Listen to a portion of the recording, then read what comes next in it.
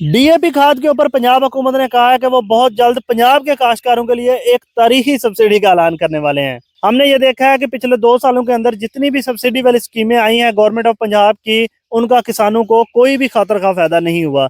इस दफा हो सकता है कि हुकूमत वाकई कोई इस तरह की स्कीम और ऐसा तरीकाकार ले आए जिससे वाकई कोई फायदा हो। लेकिन मेरा हुकूमत को फिर वही मशवरा है कि आप ये रंग बिरंगी स्कीमों से खुदारा खुदारा पीछे हट जाए और किसान को उसका हक दे दें, उसको उसकी जिनस का रेट दे दें।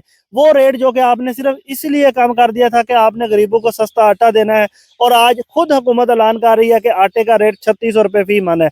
यही 3600 रुपये आटे का रेट फी मन आप किसान को दे दें। किसी भी किसान को जरूरत नहीं है सब्सिडी की। ये सब्सिडी वाले सारे पैसे आप खुद रख लें, या आटे के ऊपर सब्सिडी दे के गरीबों को सस्ता आटा दे दे, लेकिन किसान से उसकी जो जिन्स है वो मुनासिब रेट के ऊपर खरीदे। अब जैसे कि इस वक्त कॉटन का सीजन चल रहा है तो कॉटन की मार्केट क्रैश कर गई है, जो भी सीजन आता है वो मार्केट क्रैश कर जाती है।